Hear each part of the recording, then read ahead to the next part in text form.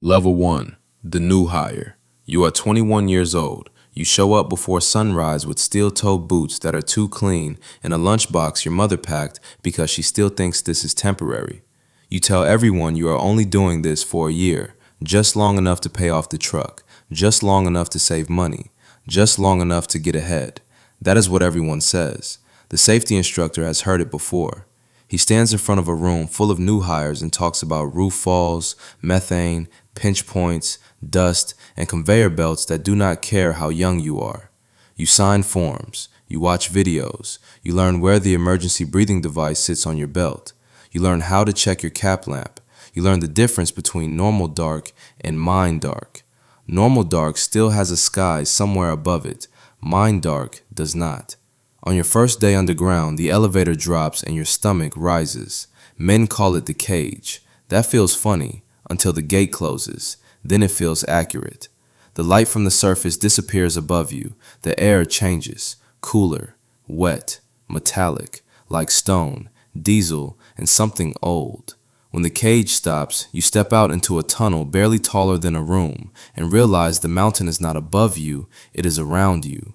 Your job is simple. Carry supplies, clean spills, watch. Do not touch anything unless someone tells you to. Do not stand under unsupported roof.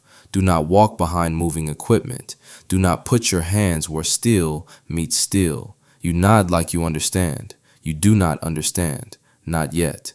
At lunch, the older miners sit against the rib wall and eat in silence. Their faces are black with dust except around the eyes. You try to make a joke. Nobody laughs. A man named Earl looks at your boots and says, "Give it a week." You think he means the boots will get dirty. He means you will. Level 2. The Belt Man. 6 months in, you are no longer new. That does not mean you are trusted. It means people have stopped watching you every second. Your first real job is the belt line, miles of moving rubber carrying coal out of the mine. It never stops unless something is wrong, and something is always almost wrong. You walk the belt with a wrench, a radio, and a cap lamp. You listen for bad rollers. You look for torn edges. You shovel spilled coal until your shoulders burn. The belt is loud enough that thoughts come in fragments. Home, debt, heat, dust. Keep moving. You learn the mine by smell. Hot rubber means trouble. Burning grease means trouble. A sweet, sharp smell near electrical boxes means trouble. One night, a roller seizes. It glows orange in the dark. Coal dust collects around it like powder around a match. Your radio crackles. Shut it down. You hit the pull cord with both hands. The belt stops. The silence arrives so fast it feels violent. Your supervisor jogs over, looks at the smoking roller, then looks at you. He says, "Good catch." That is all. 2 words. You think about them for 3 days. At this level, praise is rare because survival is expected. You go home at 6 a.m. with coal dust in your ears and under your fingernails. Your girlfriend is asleep. You shower twice. The water still runs gray. You crawl into bed beside her. She turns away in her sleep, not because she is angry, because you smell like the mine. You tell yourself that will change. It will not. Level 3. The Roof Bolter, Year 2. They move you to the section, closer to the face, closer to the machine, closer to the part of the mine that is still being made. Now your job is roof support. The continuous miner cuts coal out of the seam, then you move in behind it and install roof bolts. Long steel rods drilled into the rock above your head. They hold the mountain together. That is the idea. You learn quickly that the roof is not one thing. It is layers: shale, sandstone, weak slips, hidden cracks, stone that looks solid until it speaks. And when it speaks, everyone listens. A pop, a tick, a low groan from somewhere overhead. The first time you hear it, you freeze. The older bolter beside you grabs your vest and pulls you back. A slab drops where your shoulder was 2 seconds earlier. Not big, not dramatic, maybe 80 pounds. Enough. It hits the floor with a flat, ugly sound. Nobody yells. Nobody panics. The foreman looks at the roof, then at you, then says, "Scale it down and bolt it tighter." That is the whole funeral. You keep working. That night, you sit in your truck outside your apartment and stare at your hands on the steering wheel. They will not stop shaking. Your girlfriend calls. You do not answer. You do not know how to explain that a piece of rock almost made her single. You go inside. You say work was fine. She believes you because she wants to. You let her. That is the first lie the mind teaches you, not the last. Level 4. The Continuous Miner Operator. Year 4. You run the machine now. The continuous miner is 40 tons of steel, hydraulics, cables, teeth, and noise. It chews coal from the face and feeds it behind you. When it moves, everyone respects it. When it turns, everyone gives it room. You sit or stand at the controls with your remote box strapped to your body. Your thumbs move, the machine answers. Cut left, trim right, back up, load out, advance. The first time you run it alone, your mouth is dry. You are not just making coal, you are shaping the tunnel everyone else has to trust. Cut too wide and the roof gets dangerous. Cut sloppy and the next crew curses your name. Cut fast to impress the foreman and you may create a problem that waits until someone else is standing under it. Production matters. Safety matters. The company says both. The men know which one gets measured every hour. One night the section is behind target. The superintendent calls down twice. The foreman stops making eye contact. You feel the pressure move through the crew without anyone saying it. Faster cuts, shorter pauses, less talking. Then the methane monitor alarms. Sharp, high, immediate. Everything stops. For 3 seconds, nobody moves. 3 seconds underground is a long time. You back the machine out. Ventilation checks. Readings drop. The foreman says you did the right thing, but his jaw is tight. The report says temporary gas spike. The shift continues. You go home angry, not because you were scared, because part of you wanted to keep cutting. That is the second thing the mind teaches you. Danger does not always arrive as fear. Sometimes it arrives as pride. Level 5. The Long Wall Hand. Year 7. You move to Long Wall. This is where the mind stops feeling like a job and starts feeling like a factory buried inside the earth. The shearer moves across the face, cutting coal in massive passes. Hydraulic shields hold the roof while the machine works. Behind the shields, the mined-out area collapses. That is normal. Controlled collapse. That phrase sounds impossible until you see it happen. The roof falls behind you with a deep thunder that rolls through your chest. The first time, you flinch. The veterans do not. You learn not to. Long Wall pays better. Long Wall breaks people faster. The shifts are hotter. The noise is constant. The equipment is bigger than anything you used before. Everything can crush, cut, pin, burn, or bury you. You are working near the tailgate when the face conveyor jams. Someone calls for a stop. Someone else says wait. Then steel screams. A chain snaps under tension. The sound is like a gunshot inside a tunnel. A piece of metal whips across the walkway and hits Danny in the leg. He goes down without a sound. That is worse than screaming.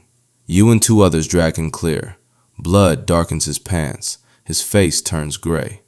You press both hands above the wound while the mind phone connects to the surface. Danny looks at you and asks if he still has his foot. You say yes before you check. You say it because he needs to hear it. The ambulance meets him outside. The shift ends early. Nobody calls it trauma. They call it an incident. By Monday, the machine is repaired. By Tuesday, a new hand is standing where Danny stood. You keep expecting the mind to pause for what it takes. It never does. That is the third lesson. The mind remembers production. Men remember everything else. Level 6. The Fire Boss. Year 10. You are certified now. You inspect the mine before the crew enters. Gas readings, airflow, roof conditions, water buildup, electrical hazards. You carry a detector and a notebook. Your signature matters. If you clear a section, men go in. If you miss something, they may not come out. The responsibility is quieter than running equipment. That makes it heavier. Nobody cheers for a good inspection. The best outcome is nothing happens. Nothing is now your job. You walk alone before the shift, your cap lamp cutting a cone through black air. The mine sounds different when no crew is in it. No jokes, no machines, no boots. Just water dripping, ventilation humming, rock settling. You mark a bad roof spot with paint and call it in. The foreman complains. It will slow production. You tell him it is not safe. He tells you everything underground is not safe. He smiles when he says it. You do not. The argument goes into the log. The section gets delayed. Men grumble because delays mean bonuses shrink. That afternoon, a piece of roof drops exactly where the crew would have been setting cable. No one says sorry. No one says thank you. They just get quieter around you. Respect underground is not given through speeches. It is given through silence. At home, your son asks why your eyes are always red. You tell him it is dust. He asks why you do not get a different job. You laugh because he is 6. Then you stop laughing because you do not have an answer. Level 7, the section foreman, year 14. Now the crew is yours. 8 men on the section. Their names are on your board. Their mistakes are your mistakes. Their injuries are your phone calls. You start every shift with the plan, where to cut, where to bolt, what equipment is down, what hazard was found, what the surface wants, what the mind will allow. Those are not always the same thing. You are the wall between management pressure and human bodies. Some days you hold, some days you bend. You know every man's rhythm, who works angry, who hides pain, who is drinking too much, who says I'm fine in the tone that means he is not. A young miner named Cody joins your crew. Clean boots, nervous smile, same as you were. He asks too many questions. The older guys roll their eyes. You answer anyway. 3 weeks later, Cody steps behind a shuttle car without looking. You see it before he does. You grab him by the collar and throw him against the rib. The shuttle car rolls past close enough to brush your sleeve. Cody curses at you. Then he sees the tire mark where his boot was. He does not speak for the rest of the shift. After work, he waits by your truck. He says, I didn't see it. You say, that's why it almost got you. He nods. You see yourself in him and hate it. That night, your wife tells you your daughter's recital is Thursday. You say you will try. She says, don't say try, just say no. You miss it. A roof issue keeps you underground 4 hours late. Your daughter leaves the program on the kitchen table. She circled her name so you could find it. You stand there with coal still in your hair. For the first time, you understand that providing for a family and being present for one are not the same thing. Level 8, the Mine Rescue Captain, year 18. You join Mine Rescue because someone has to. That is what you tell people. The truth is darker. You join because after enough years underground, you cannot stand the idea of waiting on the surface while someone else goes in. You train in smoke. You train in heat. You train blind. You wear breathing gear and crawl through mock tunnels with your hands on the boots ahead of you. You learn search patterns, gas protocols, map reading, body recovery. They do not call it that at first. They call it recovery operations. Everyone knows what that means. The call comes at 2:16 in the morning. Explosion in a small section of an older mine 2 counties over.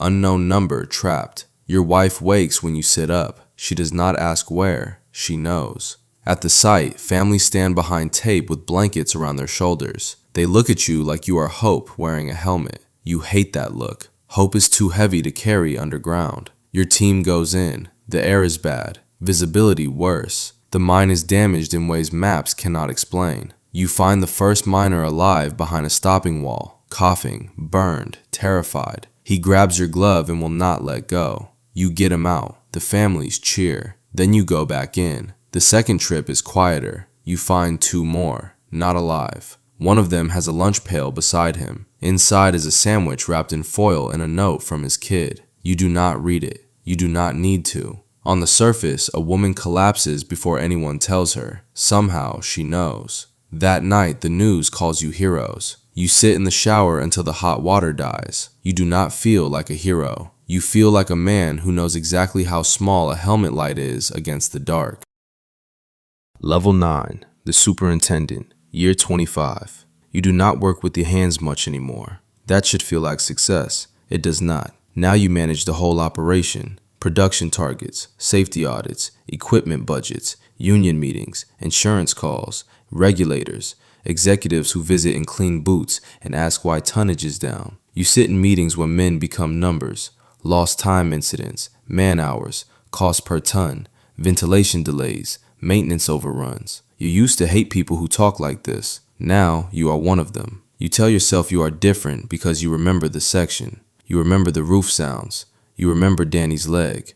You remember Cody almost getting crushed. Then one quarter goes bad. Prices drop. Costs rise. Corporate wants cuts. You argue. You lose. Contractors first. Then overtime. Then one crew. You stand in a room and tell 34 miners there is no work for them after Friday. Some stare at the floor. Some curse. One asks what he is supposed to tell his wife. You have no answer that will survive contact with his life. That afternoon, you walk the yard and see Cody loading his tools into his truck. He is older now. 2 kids. Mortgage. He does not yell. That would be easier. He just says, "You remember what it was like?" You say yes. He says, "Then don't pretend this is just business." You watch him drive away. That night, you sit in your office after everyone leaves. The mind map covers one wall. Red lines, blue lines, old works, new panels, planned cuts. A whole underground world reduced to paper. For the first time, you wonder if the mind did not just take your body. Maybe it trained you to offer other people's bodies back to it. Level 10, the retired miner. You retire at 58, not because you are ready, because your knees are done, your back is done, your lungs whistle when you climb stairs. The doctor shows you the scan and uses careful words: scarring, reduced capacity, occupational exposure. You know what he means. The mine followed you out. The company gives you a plaque, 29 years of service, your name engraved under a little brass pickaxe. There is cake in the break room. Someone makes a speech. They say you were dependable. That is the highest compliment in mining. Dependable means you came back again and again, in weather, in pain, after funerals, after missed birthdays, after promises you meant when you made them and broke when the mine called. Your wife stands beside you. Her hair is gray now. Your daughter comes with her own son. He is 4. He wears a plastic toy hard hat someone gave him as a joke. He says he wants to be like Grandpa. Everyone laughs. You do not. You kneel slowly because your knees hurt. You take the toy helmet off his head and hold it in your hands. It weighs almost nothing. That is the problem. From the outside, the job always looks smaller than it is. A helmet, a lamp, a paycheck, a man going underground and coming back up. But you know what lives between those 2 points. You know the cage dropping, the roof speaking, the belt smoking, the gas alarm, the phone call at 2 a.m., the lunch pail beside a man who did not make it home. You know the cost of coal is not paid only by the people who buy it. It is paid by the people who breathe it, carry it, cut it, fear it, defend it, and eventually become part of it. That night, you wake at 4:30 like you still have a shift. The house is quiet. No radio, no belt, no ventilation fan. Just your lungs trying to move air through the years. You sit on the edge of the bed and listen. For the first time in decades, there is no mine waiting for you, but your body does not believe it. Somewhere right now, a young man is buying his first pair of steel-toe boots. His mother is packing his lunch. He is telling everyone it is only temporary, just a year, just until the truck is paid off, just until he gets ahead. Tomorrow morning, he will step into the cage, the gate will close, the surface will disappear above him, and the dark will open its mouth. He will think he is going down for a paycheck. He will not know yet. The mine is coming up with him.